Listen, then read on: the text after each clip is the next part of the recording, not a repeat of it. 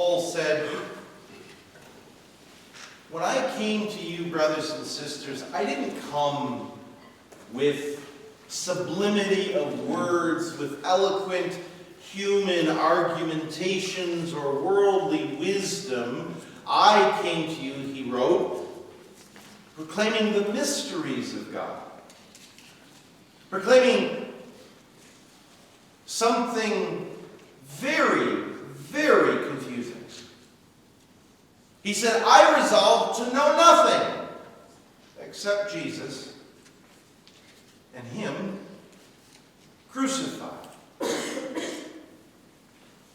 And I think we might hear the tension in this phrase, but maybe not enough tension. Because over the years, there has been a tendency as Christians to decorate the cross.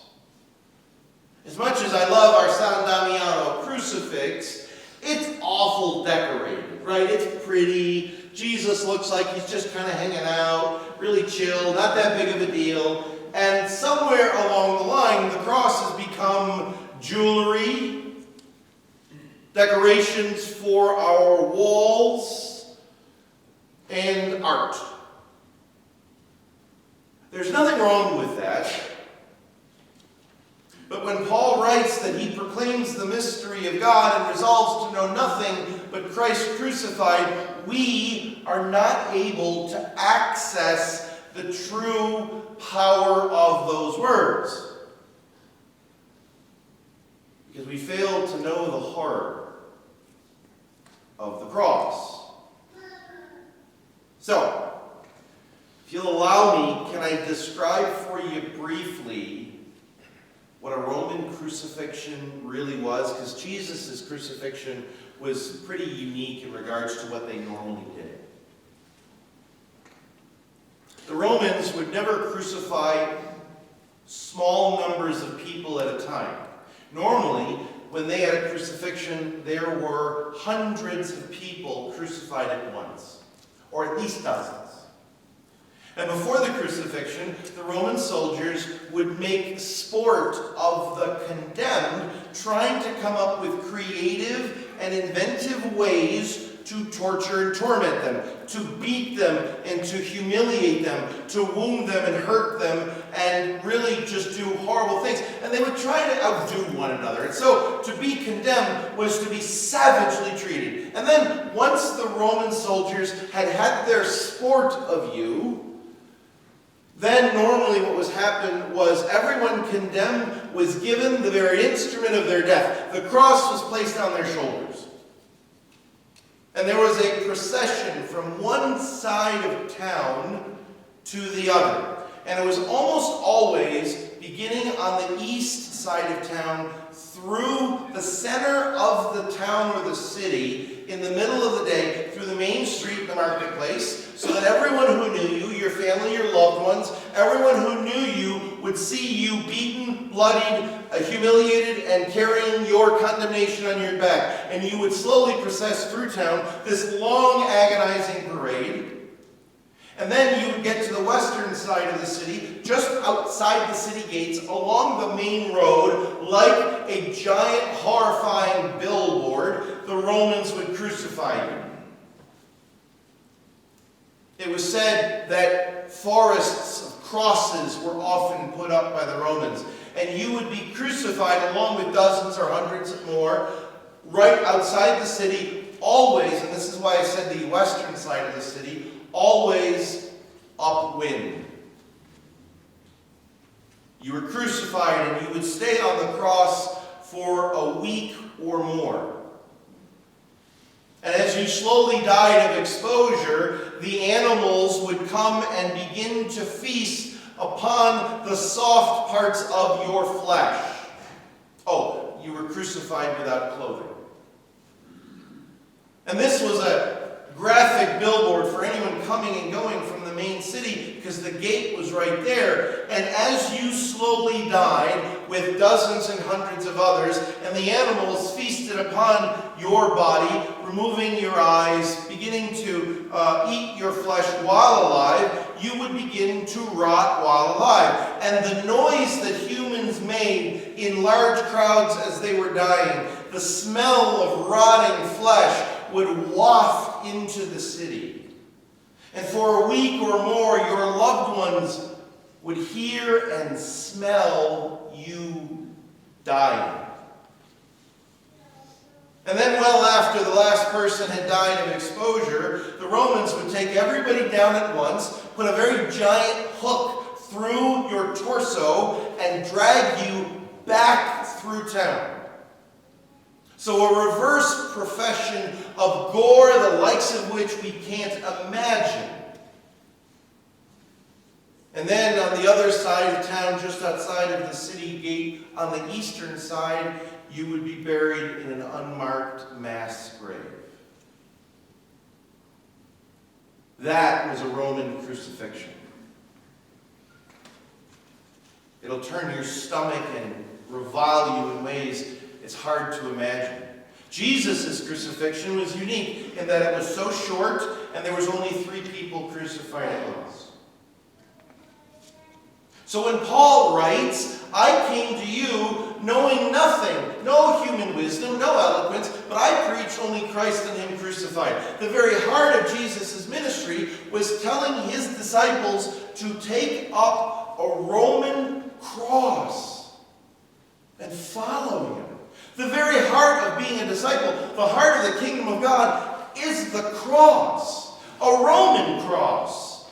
Not the decorated one we look upon, nor the jewelry around our neck, but rather the horror, the humiliation, the weakness of the Roman cross is what we have been asked to carry, to use as a model around which we order our life and the world. This isn't easy. Almost every message in our society encourages us to a life that is the opposite of crucifixion.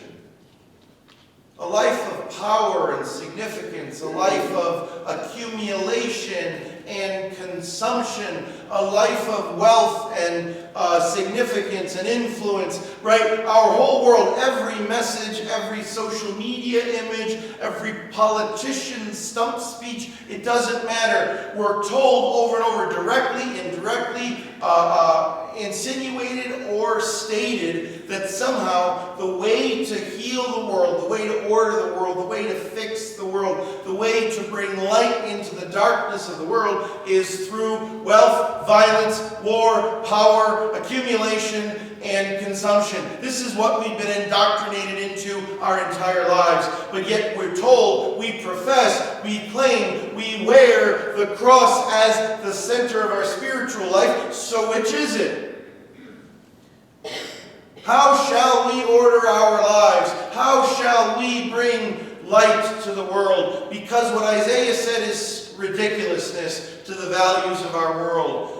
Isaiah wrote, you heard these words, give bread to the hungry, shelter the oppressed and the homeless, clothe the naked when you see them, remove oppression from your society. If we give in to the temptation to strive after war and violence as the solution, we become the oppressors, not those who are removing oppression from our society. If we believe that the real source of happiness is through accumulation and consumption, we are the ones who are responsible for someone somewhere going without bread. If we believe that accumulation and consumption is the real source of happiness and meaning in life, then somehow, somewhere in this interconnected world, those who are without a home continue to be uncared for, and so on and so forth. We are told to remove from our world false accusation, cruel speech, to care for the afflicted. If we don't stand up to this by embracing the willingness to carry the cross, by embracing this ridiculous countercultural message, we failed to be the light of the world. Because if we're going to be the light of the world, we have to understand what the darkness actually is. Our world sells us darkness and tells us it's light. Our world proposes wealth and power and war and tells us it's light.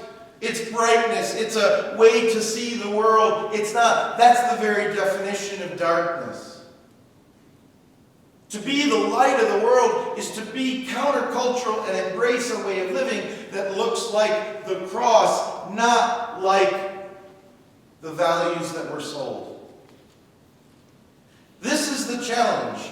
To be salt of the earth. Salt was a preservative back when refrigerators didn't exist. To be the light of the world back when electricity didn't exist was a remarkable thing because the darkness was so dark.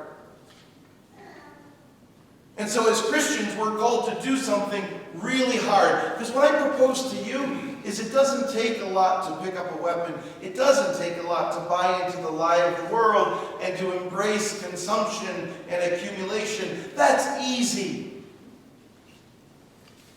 You were built for more. You were built to be strong and noble. You're hardwired to long for that which is difficult, challenging, and wonderful. You were created by God and called by Christ to be the light of the world and the salt of the earth. And that starts with an understanding of what the cross really means and a willingness to embrace that style of life. And so when we take up our crosses and follow the Lord, when we embrace a different way of living, a very different way of being human, we then are empowered to become, to be, to truly embody salt of the earth and light of the world. This is what you are made for. This is what your heart longs for. This takes great courage and strength. Few people have the courage and the strength and the wisdom to be that countercultural. You're sitting here, and whether you thought of it before you arrived this morning or whether it's challenging you now, the Spirit of God has called you here, and in some sense, this is the mission, the meaning that your life is striving for. You, more than anyone else, long to answer that call to be the salt of the earth, to have the heroic virtue to be the light of the world.